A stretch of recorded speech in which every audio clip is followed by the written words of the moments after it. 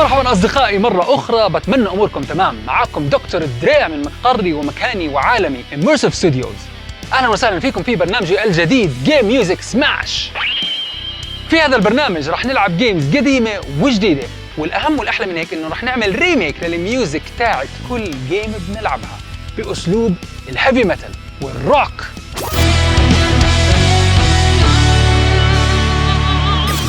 جهزوا حالكم جميعا أصدقائي واعملوا لنا سبسكرايب إذا تكرمتوا، وتفضلوا فعلوا زر الجرس حتى يوصلكم كل حلقة جديدة، وتابعوني على فيسبوك، انستغرام، تيك توك. خلينا نشوف جيمتنا لليوم.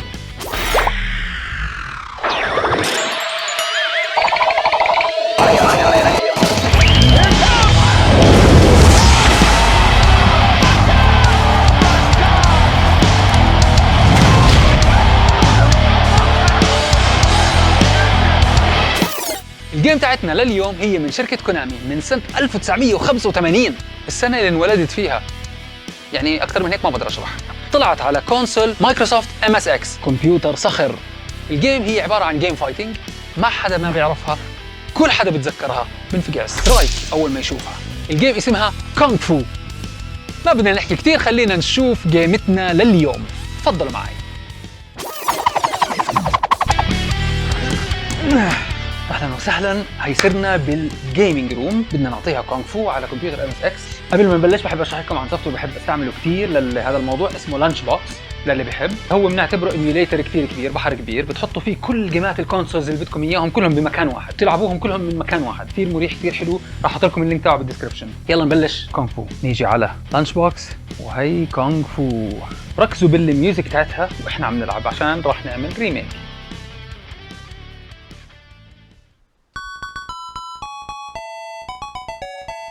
والديجافو يا الله شو زمان عن جد. يعني هاي جيمات الطفولة شباب، كيف يعني هاي ولا تكن مثلا؟ وال طبعا اصعب كنترول بالعالم زاوية، بس بالدايركشنز بيعمل كيك، زاوية تحت بيعمل كيك تحت، او تحته بي بصير كنترول اصعب شيء بالعالم. زاوية مع كبسة بنط، زاوية لحالها بزبطش بضرب كيك، زاوية مع كبسة بنط زاوية. والله اصعب اشي بالعالم. اي اكلنا قتله مبدئيا. ايوه خذ اها خذ. بدنا نضرب على صلعته كيك. خذ. ما زبط. هاتوا نجرب نعيد. اوكي هي كيك حيكرشوا. على فكره لا تفكرها سهله، لا تفكرها سهله. هلا بتلاقيك عم تضحك على الجرافيكس. يلا المرحله اللي بعدها شو بتفكر؟ تعال ورجيني ما رجلك. اعطيها كونغ فو. بتلعب تكن ولا بتلعب لي ستريت فايتر ولا بتلعب لي مورتال كومبات؟ تعال. هي اجى واحد بتفتف، اجى واحد بتفتف زعلان من الاساس، زعلان. ايوه كرش. اها وهو بده يتف، صلحناه على نص صنيعه. ايوه انا عمالي بضرب. طلع على الفاضي. خذ. اوكي خذ. يلا ضايل له ضربه. اها يلا معلم امشي، يلا من هون اشوف. يلا تفتف، خلينا نصد التف تاعتك. اوكي عم بموت. شوف كيف رح اصد التف تاعته. هذا اصعب امتحان في العالم طبعا. هيك صعب. ابعد. خذ. ما زبط. اوكي امشي. يعني طلعت استاذ فيها وانا مش عارف. هاتوا خلينا نركز بالميوزك تاعتها كثير منيح عشان نروح نعطيها ريميك.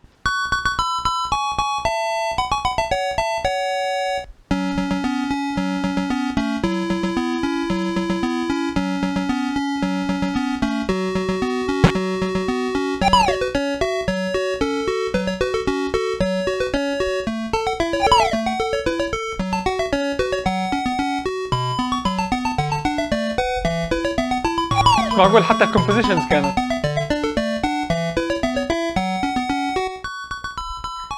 تعالى لي على الاستوديو.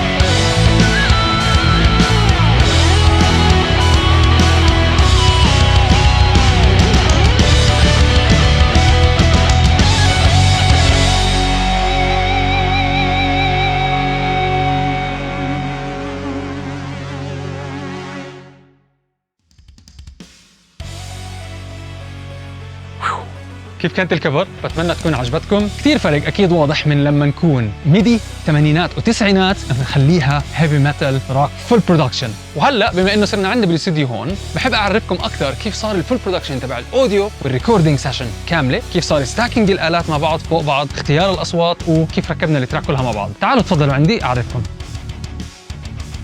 هذه الورك ستيشن تاعتي الاساسيه. خلينا نفتح. انا بستخدم سوفت وير اسمه ايبلتون. في عندي مالتيبل تراكس، درامز، بيس، جيتارات، كيبورد، جيتار سولو. خلينا نبلش بالجيتارز طبعا لانه هي آلتي الاساسيه وانا ببلش فيها دائما.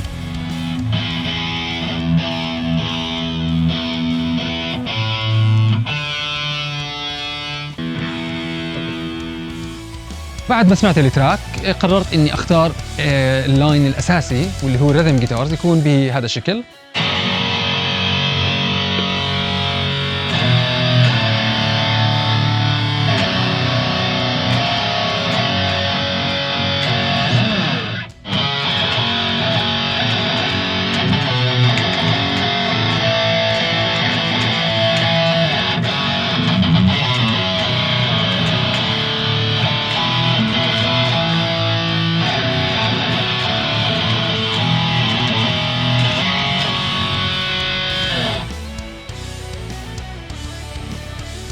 هذا بنسميه ريذم جيتارز. بعد ما سجلته انا بسجله على 2 تراكس، مره على الرايت شانل ومره على الليفت شانل، مرتين، فبيصير معبى وديب كثير ووايد. هلا بنروح للبيس جيتار.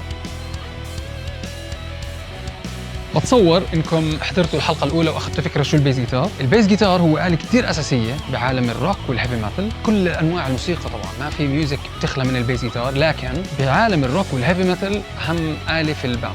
اعرفكم على التون تبعه اللي بيعطيني هذا الصوت.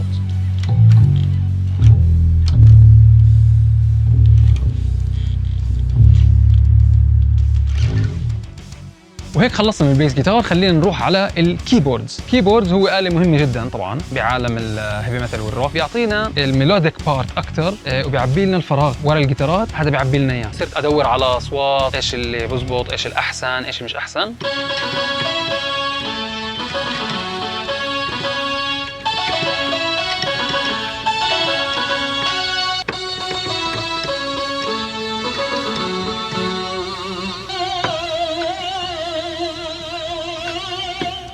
واحدة بتعمل بيتش، واحدة بتعطينا فايبراتو. وهيك اخذنا الكيبورد ساوند. مسلي جدا فعلا، عن جد لعبة غير الجيم عم بلعب هون انا العادة. بنروح لشيء كثير مهم واللي هو الدرمز. شرحت هذا الحكي بالحلقه الاولى وبحب اشرح دائما لكل الناس. انا بستخدم انجن على الكمبيوتر مسجل على ايدي درامرز حقيقيين، بدل ما نصير نجيب الشخص نفسه ونحط الدرمز ونحط الميكروفونز ونصير نسجل وياخذ وقت كثير. صارت كله على الكمبيوتر واللي هو فعليا كانه الدرامر معنا، بس التحكم اسهل، بنقدر نعمل اديتس اسرع وكل شيء. خليني اورجيكم.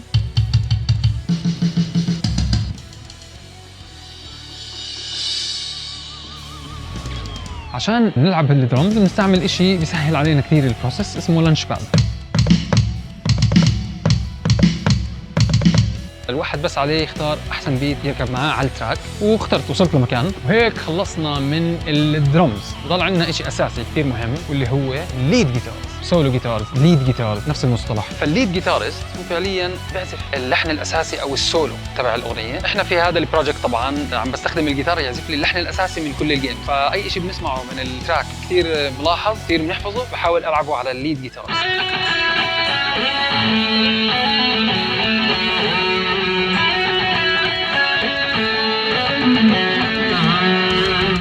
وهيك صار عندنا كل الآلات مع بعض. خلصنا درمز، فوقيه بيس جيتار، فوقيه ريذم جيتار، فوقيه الليد جيتارست والكيبورد. بتمنى تكونوا حبيتوها. اكتبوا لي بالكومنتس ايش بتحبوا تسمعوا لقدام، اني جيم اسوي لكم اياها بطريقه الروك والهيفي ميتال. اكتبوا لنا بالكومنتس. يلا سلام. وهيك وصلنا لاخر حلقتنا لليوم. بتمنى تكون نالت اعجابكم ايضا. انتظروني في الحلقه الجايه.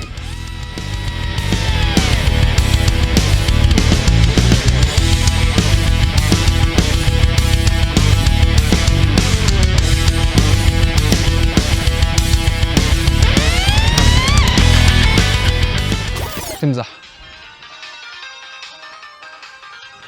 مطعم السمك بدنا نفطر يا زلمه، بدنا نفطر، دخيل الله يا زلمه طلبنا المطعم ورن علي في نص السيشن، شو اسوي له انا؟